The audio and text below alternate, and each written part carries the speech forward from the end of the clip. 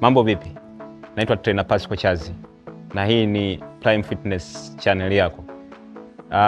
Leo nitakupa mazoezi matatu kwa wewe ambao una uzito kuanzia kilo 80. Nataka nikupe mazoezi haya kwa ajili ya wewe mwenye kilo 80 tushuke chini. Kilo zako 80 kushuka chini. Kwa nini kilo hizo nazichagua? Kilo 80 kushuka chini kwa sababu ni mazoezi ambayo yanahusisha wewe kuruka, na ukiwa na uzito juu ya hapo ukiruka yanaweza kusababisha miguu kuuma. So sitaki miguu iume, nataka fanye mazoezi ambayo yatakusababisha uzito wako ushuke na muscles zako ziwe fit zaidi. Karibu. Mazoezi matatu ambayo yanakusaidia wewe ambaye una uzito wa kilo 80 kushuka chini ni mazoezi kama ifuatavyo. Zoezi letu la kwanza, taruka namna hii.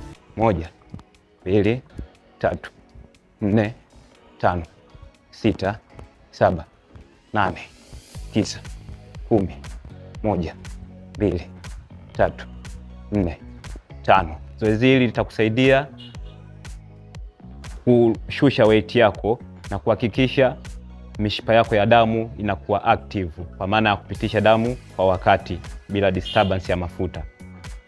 Twende kwenye zoezi letu la pili. Zoezi letu la pili utafanya namna hii. Utajump. 1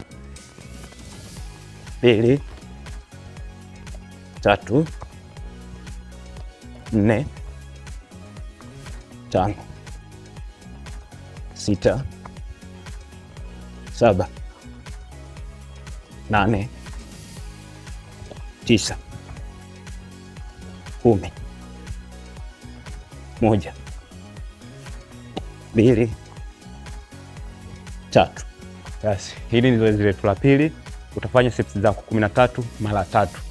Itakusaidia kushusha weight yako, itakusaidia muscles zako za mgongo kupitisha damu zako kwenye mishipa yako ya damu kutembea kwenye standard inayotakiwa. Fanya hilo zoezi 13 mara 3. Okay? Zoezi la tatu utafanya kama hivi. Hakikisha una jump na squat. 1 2 3 4 5 6 7 8 9 10. Zoezi hili utaenda steps zako 10. Ni zoezi ambalo litakusaidia muscles zako za mguu kukaza, muscles zako zitaachia, sawa? Lakini pia itakusaidia mishipa yako ya damu kuwa active. Asante. Kama uko pamoja na mimi, umefanya mazoezi haya kama video inavyokuelekeza, jitahidi kufanya kwa juhudi zaidi kwa sababu ni mazoezi magumu, na kauli zetu za wana mazoezi tunasema no pain no gain. So jitahidi kufocus na unachotaka kukifanya. Kaza, kila kitu kinahitaji ukaze moyo wewe. Kama wewe ni fans wangu kwa mara ya kwanza unaingia kwenye channel hii ya Prime Fitness, hakikisha una subscribe na una like na comment.